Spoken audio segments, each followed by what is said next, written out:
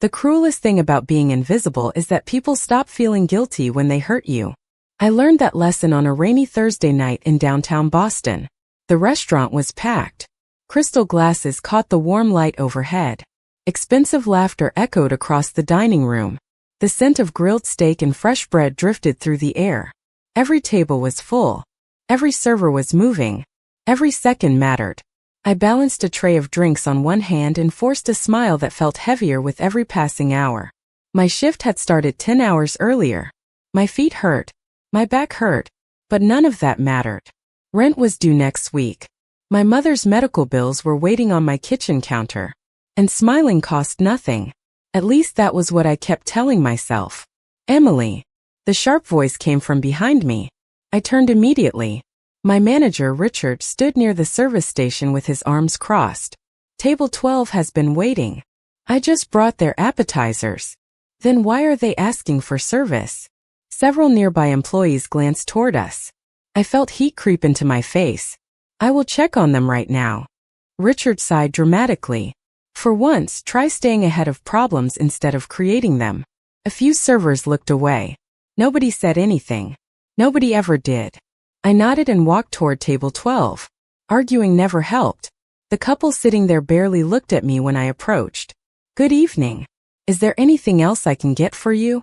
The woman examined her wine glass. This is not what I ordered. I looked down. It was exactly what she ordered. I remembered entering it myself. I am sorry. Let me check that for you. You should have checked before bringing it. Her tone was cold enough to make the surrounding air feel colder. Of course. I picked up the glass. I will fix it immediately. The man beside her shook his head. Unbelievable. The word landed harder than it should have. Maybe because I had heard versions of it all my life. Too slow. Too quiet. Too ordinary. Not enough. Never enough. I returned to the service station and exchanged the glass. As I hurried back through the dining room, I noticed something unusual. A man sitting alone near the far corner of the restaurant. He wore a charcoal suit that probably cost more than my monthly salary. Dark hair. Calm expression. The kind of presence that made people notice him without understanding why. Unlike everyone else, he was not talking. Not eating. Not looking at his phone. He was watching. Not the room. Me. Our eyes met for less than a second before I looked away. Strange. But there was no time to think about it. The dinner rush continued. 20 minutes later, another problem arrived.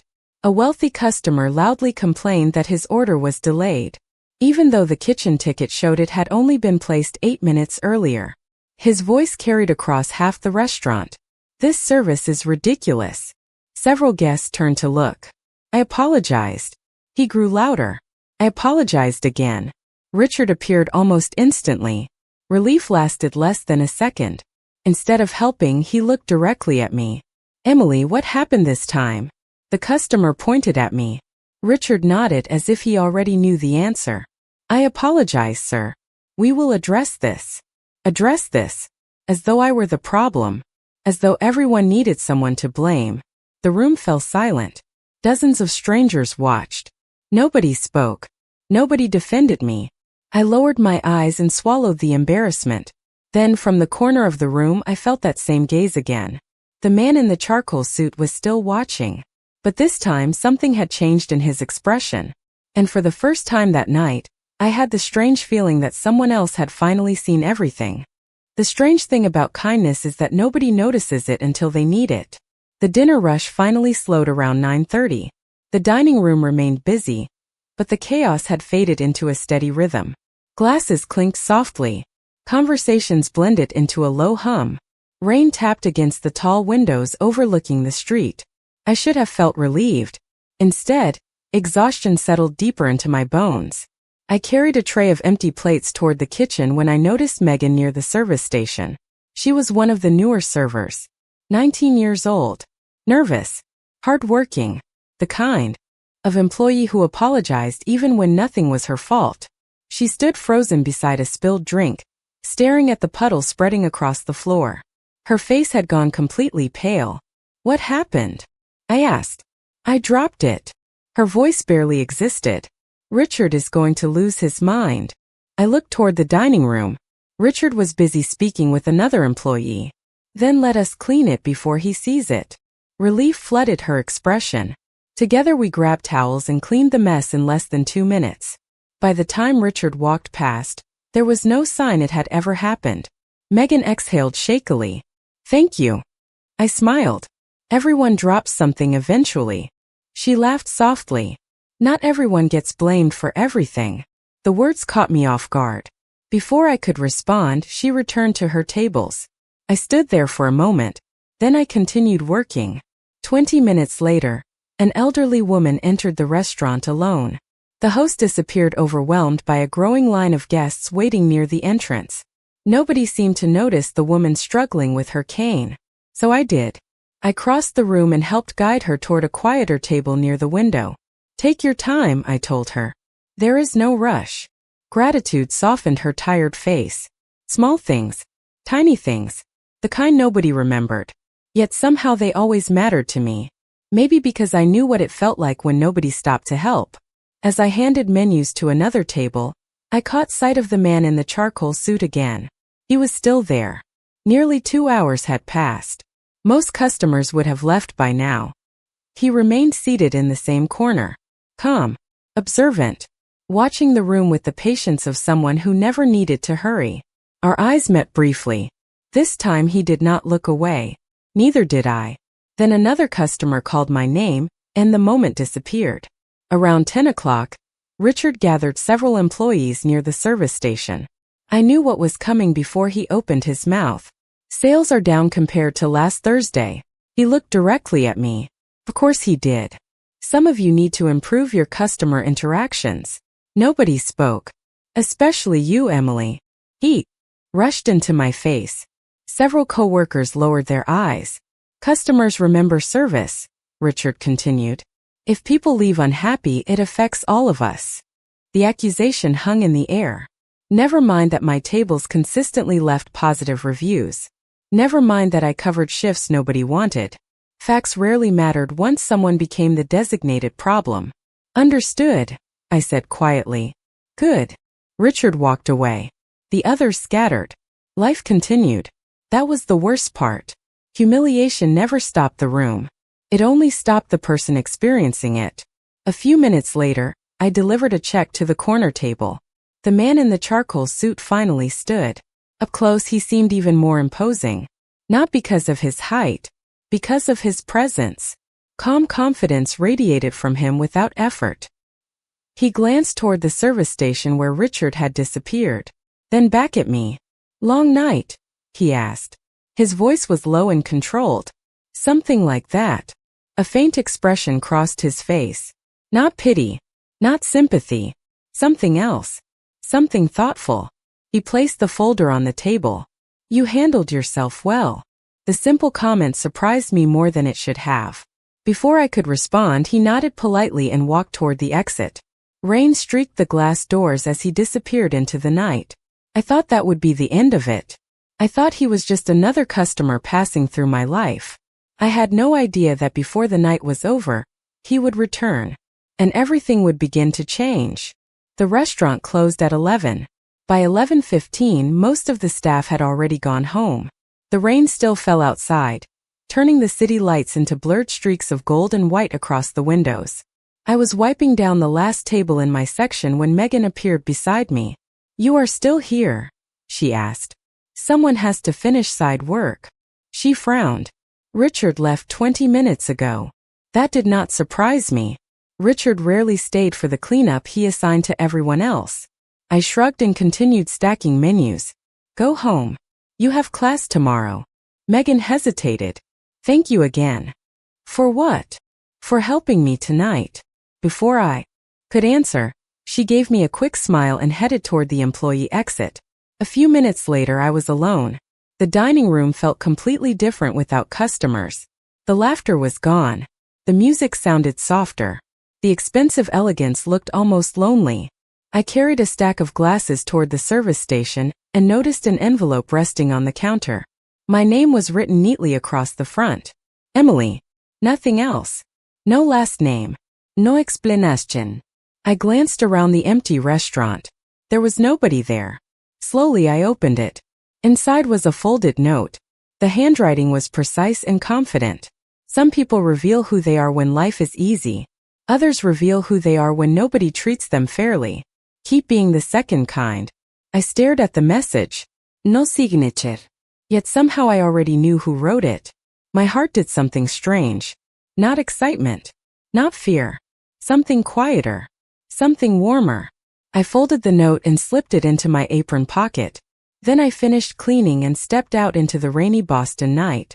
The bus ride home took 40 minutes. I spent most of it staring out the window. The city looked different after midnight. Less crowded. More honest. By the time I reached my apartment building, exhaustion had settled over me like a heavy blanket. The elevator was broken again. It usually was. I climbed 3 flights of stairs and unlocked the door. The apartment was small. 2 bedrooms. Faded walls. Old furniture. But it was home. The television glowed softly in the living room. My mother had fallen asleep in her chair again.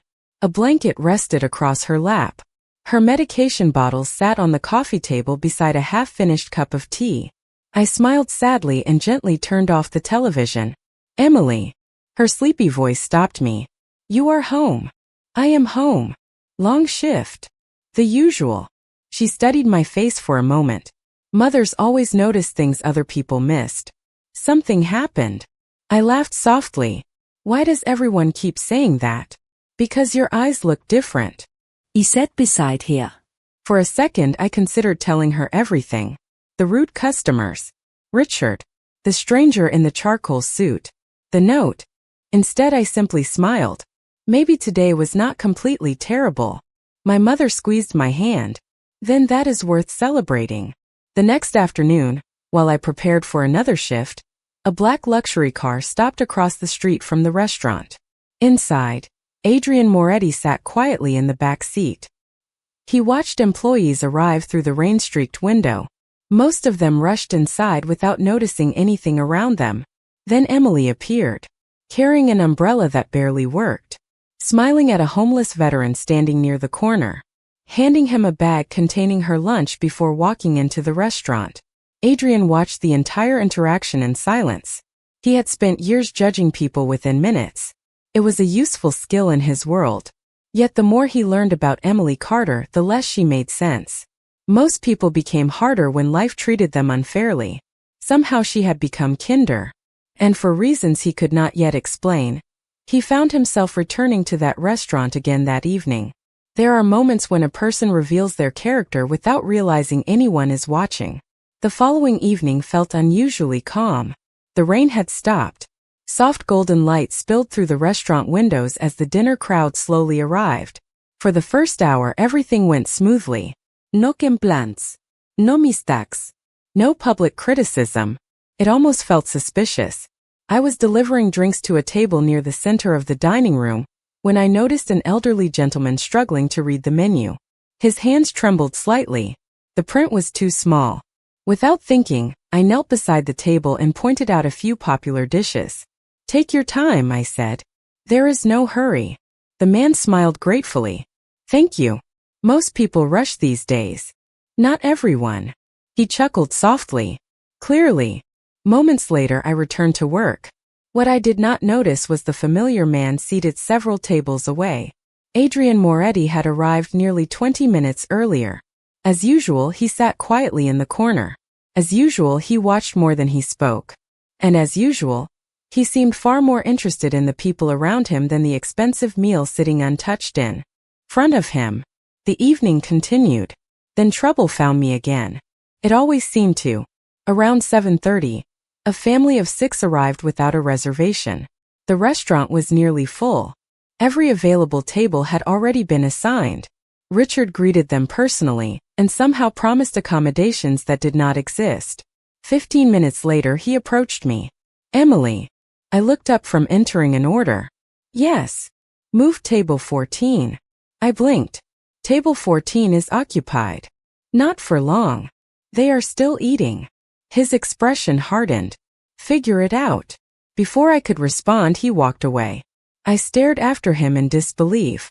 The couple at table 14 had not even received dessert. There was no polite way to remove paying customers before they finished their meal. Yet somehow I knew who would receive the blame when Richard's promise collapsed. Exactly 20 minutes later it happened. The waiting family grew frustrated. Richard apologized repeatedly. Then right in front of them he pointed toward me. "There was a misunderstanding with your table assignment." My stomach dropped. "Richard." "Not now, Emily." Several nearby guests looked over. I felt every pair of eyes turning toward me again. "I asked you to handle it." The statement was not true. We both knew it. But truth rarely mattered once Richard started protecting himself. Silence spread across the room. I opened my mouth, then closed it again. Arguing would only make things worse. Across the dining room, Adrian watched the entire exchange. His expression never changed. Yet something behind his eyes seemed colder than before. The family eventually received another table. The crisis passed. The restaurant returned to normal. Everyone moved on. Everyone except me. An hour later, while cleaning a station near the kitchen, I found Megan fighting tears beside a stack of receipts. "What happened?" I asked. "My babysitter canceled." She looked exhausted. "I do not know how I am supposed to make tomorrow's shift." Without hesitation, I reached into my purse. The cash inside was meant for groceries. "Take this." Her eyes widened. "Emily, no. You need it more tonight." "But what about you?" I smiled. "We'll figure something out." She stared at me for several seconds before quietly accepting. Neither of us noticed Adrian standing near the exit. Watching. Listening. Understanding. For the first time, he was beginning to see something nobody else in that restaurant seemed capable of seeing. The strongest person in the room was not the manager giving orders. It was the woman everyone kept treating as if she did not matter. People often assume that the hardest thing about carrying burdens is the weight. They are wrong. The hardest part is pretending the weight is not there. 3 days passed. The restaurant remained exactly the same. The same polished tables. The same expensive conversations. The same smiles that rarely reached anyone's eyes. Yet something felt different. Not around me. Around him. Adrian Moretti kept returning. Not every night, but often enough that I noticed. He always requested the same table near the corner window. He always arrived alone. And he always seemed to leave with most of his meal untouched. I told myself it meant nothing. Customers returned all the time. Yet every time I glanced across the room, I found him observing the people around him instead of focusing on himself. On Friday evening, the city was wrapped in cold autumn air. The dinner crowd arrived earlier than usual. By 6:30, every section was busy. I moved between tables carrying plates and refilling drinks while trying to ignore the ache in my legs. Around 7 o'clock, my phone vibrated inside my apron pocket. I never checked personal messages during shifts. But something made me pause. It was a text from the pharmacy. The medication refill for my mother was ready. Relief washed over me for half a second. Then I remembered the balance due. The relief disappeared just as quickly. The medication cost more than I had left in my account. I slipped the phone away and forced myself back to work. There was no point worrying about problems I could not solve yet. A little later, I noticed an elderly couple sitting near the back of the restaurant. The woman studied the menu while quietly counting bills inside her purse. I recognized that look immediately. The careful math. The silent concern. The hope that nobody else would notice. When I returned with their drinks, I discreetly pointed toward one of the least expensive specials. "This one is excellent," I said with a smile. "And it comes with dessert tonight." The woman looked visibly relieved. Her husband smiled. "Thank you." Of course. They never knew why I suggested it. That was fine. Some kindness works best when nobody realizes it happened. Across the room, Adrian watched the interaction. His expression remained unreadable. Later that evening, Megan approached me during a short break. "Did you eat today?" she asked. "I had coffee." She frowned. "Coffee is not food." I laughed softly. "It is close enough." Before she could argue, another table needed help. The conversation ended there. What I did not know was that Adrian had overheard every word. Near closing time, Richard gathered the staff again. His mood seemed unusually cheerful. That should have worried all of us. Good news, he announced. Corporate will be reviewing employee performance next month. Several workers exchanged nervous looks. Richard continued smiling. The strongest employees have nothing to worry about. Then his eyes landed on me. Just for a second. But it was enough. A familiar feeling settled into my stomach. The feeling that trouble was coming. The feeling that someone had already decided who would be blamed before anything even happened. As employees slowly returned to work, Adrian remained seated in the corner. Calm. Silent. Watching. And for the first time since he walked into my life, I had the unmistakable feeling that he was no longer simply observing the story. He was beginning to care how it ended. Sometimes the people carrying the heaviest burdens become experts at hiding them. Monday arrived colder than expected. The wind moved through downtown Boston like it had somewhere important to be. By the time I reached the restaurant, my hands were already numb despite my gloves. The morning had not started well. The pharmacy called before breakfast. The medication refill could only be held for 48 more hours. After that, the prescription would be returned to inventory. I thanked the pharmacist, hung up the phone, and stared at the kitchen table for several minutes. There was no magic solution waiting for me. Just numbers, bills, deadlines, responsibilities. By evening, I was back beneath the restaurant's warm lights pretending everything was normal. Most people never notice how much acting happens in customer service. We perform happiness. We perform confidence. We perform calm. Sometimes we perform all three at the same time. The dinner crowd arrived steadily. I greeted guests, delivered meals, refilled glasses, smiled until my cheeks hurt. Around 7 o'clock, I noticed Adrian sitting at his usual table. For some reason, seeing him there felt oddly reassuring. Familiar. Safe. That realization surprised me more than it should have. He glanced up briefly as I passed. A simple nod. Nothing more. Yet somehow it brightened an otherwise difficult evening. An hour later, I stepped outside through the employee entrance for a 5-minute break. The alley behind the restaurant was quiet except for distant traffic and the sound of wind moving between buildings. I leaned against the wall and closed my eyes. Rough day. The voice startled me. I turned and found Adrian standing a few feet away. He held a paper coffee cup in each hand. You have a habit of appearing unexpectedly.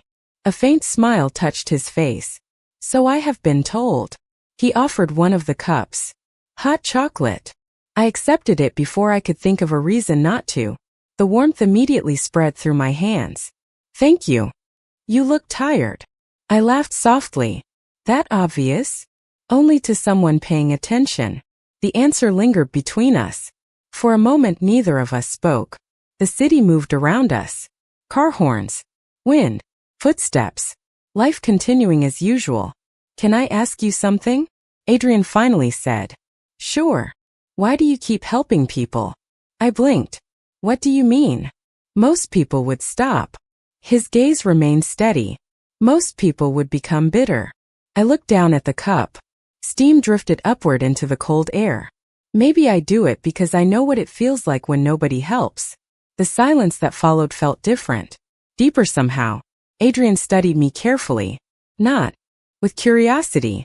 With understanding. Before he could respond, my phone vibrated. I checked the screen. The nursing assistant who occasionally helped my mother had canceled for the second time that week. My stomach tightened immediately. Everything okay? Adrian asked. I forced a smile. Just life. He seemed unconvinced. But he did not press further. A few minutes later I returned to work. Yet throughout the rest of the evening, I noticed something had changed. Adrian no longer watched me with simple curiosity. He watched me like someone trying to solve a puzzle that mattered. And later that night, sitting alone inside a black car overlooking the city, Adrian received information he had quietly requested days earlier. A short report. A few pages. Nothing complicated. Yet as he read about Emily Carter's life, her mother's illness, her financial struggles, and the sacrifices she made every day without complaint, something inside him shifted. Because for the first time he understood the truth behind her smile. And what he learned made it impossible to keep standing on the sidelines. The worst betrayals are rarely dramatic. Most arrive quietly, disguised as paperwork, policy, or procedure. 2 days after my conversation with Adrian behind the restaurant, everything began to unravel. The evening started normally enough. Customers filled the dining room. Servers moved between tables. The familiar rhythm of another shift settled around us. For a few hours, I almost convinced myself that the growing anxiety inside my chest was unnecessary. Then Richard called me into his office. The moment I stepped inside, I knew something was wrong. A folder sat on his desk. Several printed reports were spread beside it. Richard folded his hands and looked at me with the expression people use when they have already made a decision. "Sit down, Emily." My stomach tightened. I remained standing. What happened? He glanced at the papers. Corporate reviewed several customer complaints. Customer complaints? There have been concerns regarding service quality. For a moment, I honestly thought he was joking. That does not make any sense. Richard shrugged. I am simply delivering information. He slid several documents across the desk. Picked them up. Most were anonymous comments. None contained dates. None identified specific tables. Several described situations that I knew had never happened. Confusion quickly became disbelief. These are not accurate. That is your opinion. Richard, some of these complaints are impossible. His expression remained unchanged. Unfortunately, perception matters. I stared at him. What exactly are you saying? The answer arrived like a door closing. Effective immediately, your shifts are suspended pending further review. For a second, I forgot how to breathe. The room felt smaller, quieter. Suspended. Temporary. For how long? That depends. I looked around the office as if another explanation might appear somewhere. It never did. After years of covering shifts, staying late, helping coworkers, and accepting blame that belonged elsewhere, this was how it ended. Not with gratitude. Not with honesty. Just paperwork. You know this is not fair. Richard leaned back in his chair. Life is not always fair. The words hit harder than he intended, because they were true. Life was not fair. My mother's medical bills were not fair. Working double shifts was not fair. Watching good people struggle while selfish people succeeded was not fair. Yet somehow I had always believed effort still mattered. You can collect your personal items tonight, Richard continued. Human resources will contact you. Human resources. The phrase sounded strangely final. I nodded once. There was nothing left to say. 20 minutes later, I walked through the employee entrance carrying a small box containing photographs, notebooks, and a coffee mug Megan had given me the previous Christmas. The cold evening air hit my face immediately. For the first time in years, I had nowhere to be. No shift. No schedule. No plan. Just uncertainty. Emily. I turned. Megan stood near the doorway, eyes wide with shock. They actually did it? I forced a smile. Looks like it. Tears immediately filled her eyes. This is wrong. I know. Everybody knows. Her voice trembled. People are talking about it already. I hugged her briefly. Take care of yourself. Then I walked away before she could see how close I was to crying. Across the street, a black luxury car sat quietly beneath the glow of a street lamp. Adrian Moretti watched everything through the window. He saw the box in my hands. He saw the look on my face. He saw the defeat I was trying so hard to hide. And for the first time since he entered that restaurant, patience was no longer winning the battle inside him. Because the woman who spent every day helping everyone around her had finally been pushed too far. And Adrian had just decided he was done watching from a distance. People like Richard always believe they are safe until the day someone starts asking questions. The morning after I lost my job, I woke up earlier than usual. For a few seconds I forgot what had happened. Then reality returned. No shift. No paycheck. No certainty. Just a growing list of problems waiting on the kitchen table. My mother sat across from me drinking tea when I finally told her the truth. She listened quietly. When I finished, she reached across the table and squeezed my hand. You have survived worse. I wanted to believe her. I really did. But optimism felt expensive that morning. Around noon my phone rang. Megan. The moment I answered, I heard panic in her voice. Emily, something strange is happening. What do you mean? People from corporate are here. I frowned. Corporate. Several of them. They are reviewing records, complaints, scheduling reports, everything. My confusion deepened. Why? Nobody knows. After we ended the call, I spent the rest of the afternoon helping my mother around the apartment while trying not to think about what came next. Yet across the city, events were already moving in a direction I could not see.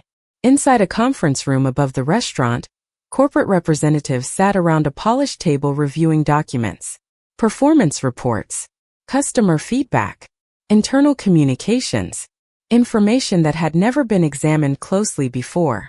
Richard appeared increasingly uncomfortable with every passing hour. Several complaints attributed to employees lacked verification. Schedule records contained inconsistencies. Statements failed to match available documentation. Questions multiplied. Answers became harder to provide. Adrian Moretti sat quietly at the far end of the table. He rarely interrupted. He rarely needed to. His influence spoke long before he ever opened his mouth. Months earlier, his investment group had acquired a significant stake in the hospitality company that owned several restaurants throughout the region. Most employees never knew. Richard certainly never expected it to matter. Now it did. Can someone explain this discrepancy? One executive asked while reviewing a report. Silence followed. Another executive examined employee evaluations. Interesting. A second silence. By evening, more records had been reviewed. More conversations had taken place. More truths had surfaced. None of it involved threats. None of it involved intimidation. Just facts.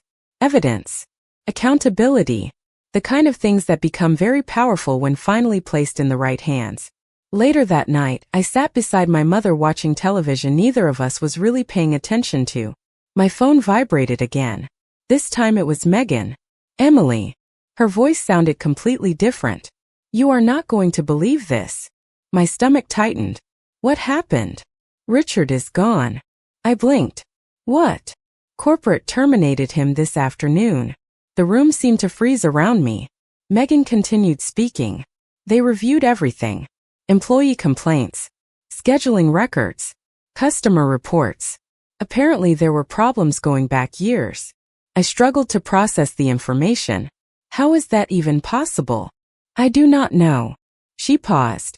But there is more. My heart began beating faster. What more? Corporate wants to meet with you tomorrow. Silence filled the room. My mother looked up from across the couch. She could tell something important had happened. Emily. Megan said softly. I think somebody finally listened. After the call ended, I sat there staring at the dark television screen. Somewhere in the city, Adrian Moretti stood beside a window overlooking Boston Harbor. The lights reflected across the water beneath the night sky. For weeks he had watched. Injustice happened one small moment at a time. Now the truth was finally reaching the people who needed to hear it. And tomorrow, for the first time since this story began, I would discover that someone had been fighting for me when I never even knew I needed an ally. Sometimes justice does not arrive with applause. Sometimes it arrives quietly, giving a good person the chance they should have had all along. The next morning, I walked into the corporate office with more nerves than confidence. The building overlooked Boston Harbor. Glass walls reflected the gray sky outside. Everything felt expensive, polished, and completely outside my world. A receptionist greeted me warmly and guided me toward a conference room. I expected an interrogation. Instead, I found 3 executives waiting with coffee and genuine smiles. The meeting lasted nearly an hour. They asked questions. They listened carefully. For the first time in a very long time, I felt heard. When the conversation ended, one executive folded her hands and looked directly at me. Emily, after reviewing everything, we believe you were treated unfairly. The words settled over me slowly. Thank you. My voice almost failed. We would like to offer you your position back. I should have felt relieved. Instead, I surprised myself. I appreciate that. I paused. But I do not think I can go back. The executives exchanged glances. Then the woman smiled. We were hoping you would say that. She slid another folder across the table. Inside was an offer for a new position within the company's community outreach division. Better salary, better hours, full benefits. A role focused on employee support and charitable programs. I stared at the page. Is this real? She laughed softly. Very real. By the time I left the building, the harbor looked brighter than it had all week. The wind still carried autumn's chill. The city remained the same. Yet somehow everything felt different. That evening, I stopped by the waterfront before going home. The sky glowed orange and gold as the sun disappeared beyond the city skyline. Boats drifted quietly across the harbor. People walked along the promenade wrapped in coats and scarves. For the first time in months, I felt something unfamiliar. Hope. I thought I might find you here. I turned and found Adrian approaching from behind. A smile appeared before I could stop it. You have a habit of showing up unexpectedly. I am working on that. His expression softened. How did the meeting go? I studied him for a moment. You knew. It was not a question. Adrian looked out toward the water. I knew people were finally paying attention. The answer told me everything without saying everything. Silence settled between us. Comfortable. Honest. The kind that no longer needed explanations. Thank you, I said quietly. Adrian shook his head. You earned every opportunity yourself. Maybe. I smiled faintly. But somebody opened the door. For a moment neither of us spoke. The harbor lights slowly came alive across the water. The city shimmered beneath the fading sky. You know, Adrian finally said, most people would have become angry after everything you went through. I laughed softly. I considered it. What stopped you? I looked toward the horizon. Because becoming bitter would mean letting them decide who I become. Adrian smiled then. A real smile. Not the guarded version I usually saw. Something warmer. Something genuine. We stood there watching the harbor until darkness settled over the city. And as the lights reflected across the water, I realized something important. The best thing Adrian Moretti ever gave me was not influence, opportunity, or protection. It was proof that kindness is never wasted. Sometimes it takes longer to matter than we expect. Sometimes it feels invisible. But eventually someone sees it. And when they do, everything can change.